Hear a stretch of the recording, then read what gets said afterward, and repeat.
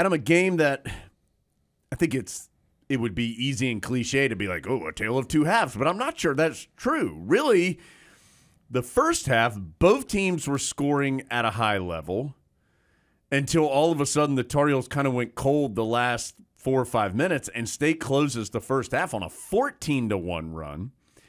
They take what had been, like a 2 to 6 point Tar Heel lead for most of the half, and all of a sudden the Pack's up 45-37 at halftime, and as far as they were concerned, Adam, they had won the national title. Scissors were passed out. Ladders were brought out to the court. We laughed. We cried. We thought. Dances were done. People were searched out to hug. The slippers still fit. They had done it. Inside sources tell me that the route from the court to the visiting locker room, you go through that little tunnel, they were really feeling good about things. Yeah. I believe the quote was vibes were high. They had played well. That part is true. They shot the ball extremely well. Yeah, like crazily well in the first half. State was 19 of 33, 7 of 11 from three-point range. 2 that rolled in. A little extreme. What was going on with that rim? 2 threes rolled in, and one of DJ Burns' shots like boop-a-doop, boop, and then it dropped in. That's the noise it made. Like he was playing Super Mario Brothers. That was before Armando Bacot missed the dunk, so he didn't break the rim when he did. Well, I mean, maybe he did, but it wasn't why a couple of those. That was weird. It was almost Cameron-ish. It was. Whichever side Duke's shooting on, right? They'll adjust those. Have some of those managers hustle around. Not really. That was a joke. But was it? So, Adam, at that point, Miami and State, that'd have been a game and a half. Teams had shot 21 of their last 41 from three-point range. That is unusually high. Now, did Carolina – I didn't think the Tar Heels played their best defense in that first half. But 7 of 11 is pretty extreme. So you assume that those numbers may even out a little bit, and they did. But I did think Carolina played very good defense in the second half. Primarily Cormac Ryan on DJ Horne. I mean, DJ Horne was like unconsciously hot in the first half. I believe he had 7 made field goals in the first half, including the last 2 or 3, I think, for State. Jaden Taylor had made more threes in the first half. He had tied as many threes he had made in any game this year. He had made 4 of 5 threes in the first half. And the Tar Heels just did a much better job defensively. And again, I thought spearheaded by Cormac Ryan on Horne. Now, did Cormac Ryan pick up 5 fouls in the second half? Yes, he did. The Tar Heels, but the whole game was called much more tightly in the second half. There were a lot of fouls called on both teams. But Carolina's defense in the second half changed the game. State made its first field goal of the second half. That put them up 10. They then proceeded to miss 15 consecutive shots. The Tar Heels turned that 10-point deficit. I don't remember. I think they were up 8 when State finally made a basket again. The Heels eventually led by as many as 13 and end up winning it by 9. There's a lot more to talk about, but Adam, it was the defense first in the second half. That was the story. Yeah, and I mean, as you said, Cormac Ryan did pick up 5 fouls, but I didn't feel like he was just out there hacking on DJ Horne. I did think it felt like he was trying to have a physical presence and make things difficult for Horne, which I thought you mentioned him making the 7 field goals in the first half reminded me of when RJ Davis was sitting in here, which, side note, if you haven't watched that, you should. And he was talking about how hard it is to score 42 points. And one of the things he said was there's a tendency when you have a really good first half to let your foot off the gas a little bit at halftime, and then you come out in the second half. It's just hard to do it again. And I thought DJ Horne was a nice illustration of that. He had a great half and a pretty good game. But if he could have done that in 2 halves, he would have been RJ Davis. And it's really hard to do because the other team focuses everything they have on you. So are you still able to score when their sole intent is to stop you? And he wasn't. And the rest of the Wolfpack was not able to pick up the slack, and DJ Burns got tired and had to sit on the bench. And he didn't play very much. He played like 16 or 17 minutes. He picked up 4 fouls and then didn't play again after he picked up his 4th. He looked tired in the first half. So I imagine he probably was in the second half. and the rest of the pack just couldn't pick up the slack. And I thought it wasn't, we talked about this some after the game, it wasn't just that they weren't making shots, it was that they weren't able to attempt the same shots, especially the threes, that they were in the first half. Well, and State's frustration level was evident in the second half. There was that odd sequence where, like, DJ Horn was mad, and so he was just going to, like hug Cormac Ryan the whole way where he was coming to the floor, and then finally Cormac Ryan acted like a cannon had hit him in the chest, and he, like, flies back, and they call a foul. I mean, what were either of them doing in this sequence? And they had already gotten a double foul earlier in the half. And so there was that. Then Casey Morsell got called for a offensive foul using his forearm, and Kevin Keats had to take a time just because his team was so mad. They were so mad. Fouls and missed shots and the stupid old Tar Heels. Like, they were just so mad about everything that it felt like that rolled downhill in a negative way for them. Especially considering they were up 10 at one point in the half. Yeah. That turned quickly. Within, 4 minutes, Carolina had the lead. It's like, okay, guys, you're up double figures. We'll start playing now. Okay, you're done. Offensively, Adam, this was an interesting game because R.J. Davis finished with 14 points, and he had 7 rebounds and 5 assists and just 1 turnover. So, I mean, I think for most people, you'd be like, oh, that's a pretty good game. He didn't shoot it great. He was 4 of 11 and 2 of 5 from 3. So, for him, not incredible.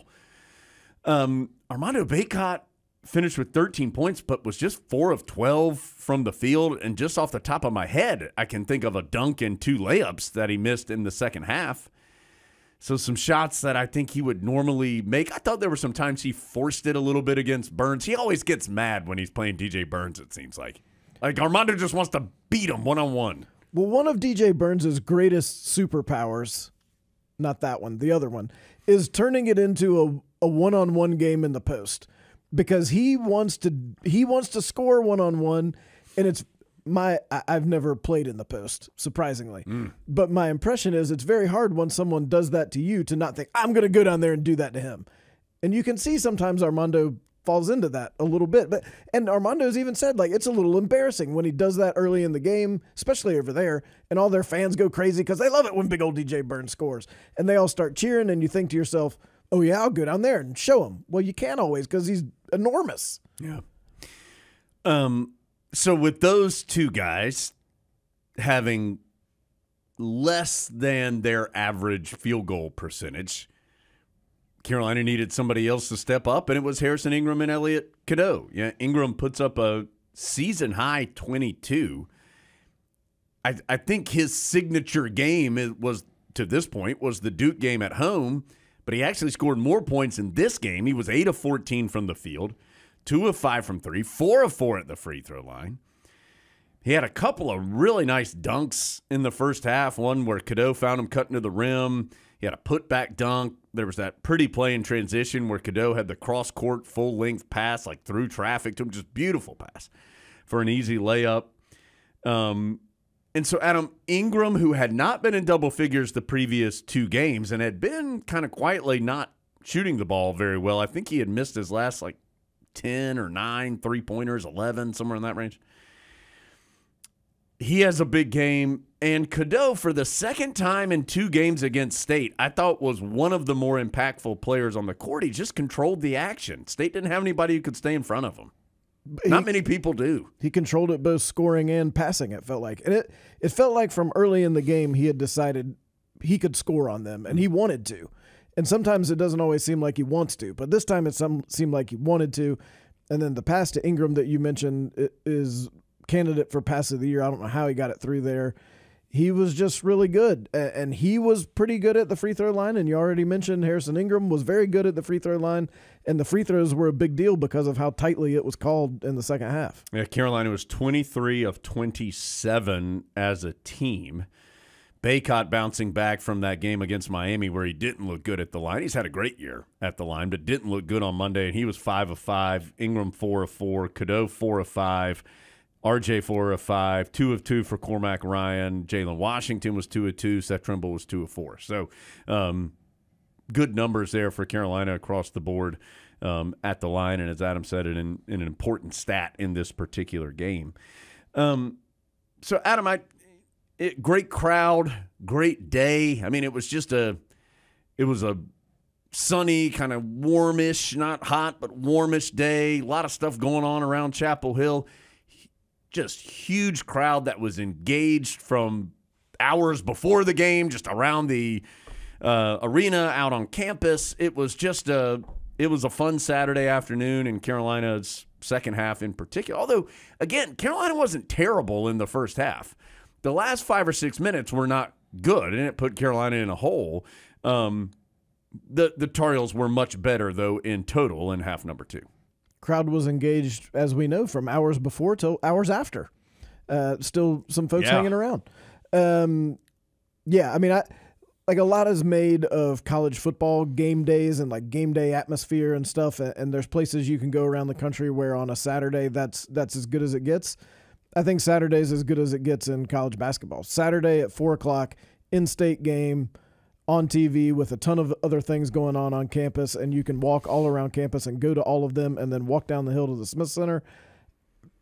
Tickets were extremely sought after, and I just don't think it gets any better than that. And the Tar Heels showed it, and the Tar Heels have been very good against NC State here both recently and over pretty much any time you want to pick in the last 50 years.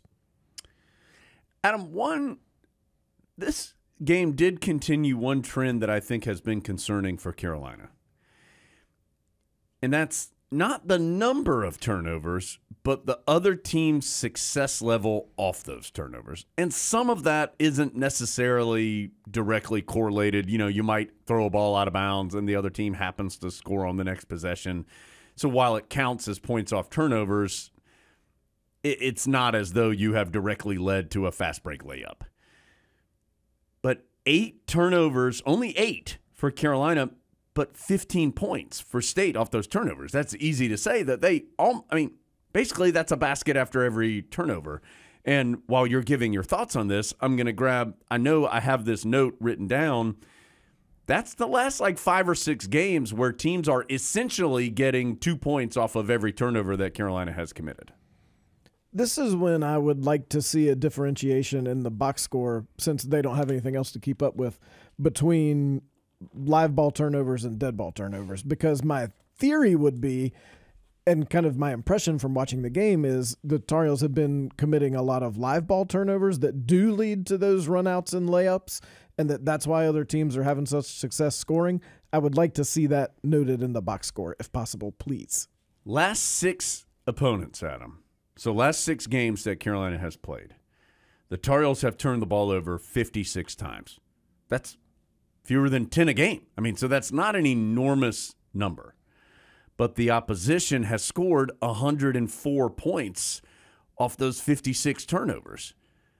So almost 2 points for every turnover. I don't even know. I mean, I don't know what to say about it other than that's unusually high. And it feels like there have been a couple times I felt like teams have stayed in the game because of that. Like the Miami game's a great example of it. The one here in Chapel Hill, and quite honestly, the one there, where turnovers and their points directly allowed them to stay in the game because they weren't able to score as well in the half court, but coming off of turnovers, they were. That sounds like something we should ask Hubert Davis about in checking in. And he's said before that he feels like Carolina's pretty good in transition defense. Yes. And that it's not something he worries a ton about. Yeah, because you never have to be in transition defense if you take good shots and don't turn it over. Right. But it kind of seems like other teams are capitalizing on when the Tar Heels do turn it over, and when the Tar Heels do turn it over, it's in a situation where they're able to get out and run with it. Adam mentioned the Tar Heels' success over State. That's 19-4 in the last 23 games, 32-5 in the last 37 games, 38-6 in the last 44 games, and 55-13 in the last 68 games. That's good. Well, and Jody Zoigner had this stat. This is the 50th season since David Thompson was at State, and during that stretch, State won 9 in a row, including the first 2 of David Thompson's senior year. Since then, since David Thompson left, State has won 27 times against Carolina in 50 years. That's now 27 times out of 113 games, which is somewhere right around 22% of the time. Over that time, Jody says State beat Carolina 4 in a row in 02 and 03, and 2 other times back-to-back. Meanwhile, Carolina has win streaks of 13, 2 7s, a 6, a 5, 7 4s, 2 3s, and 5 2s. That's tough. And just reminder, that's the game State cares about more than any other game.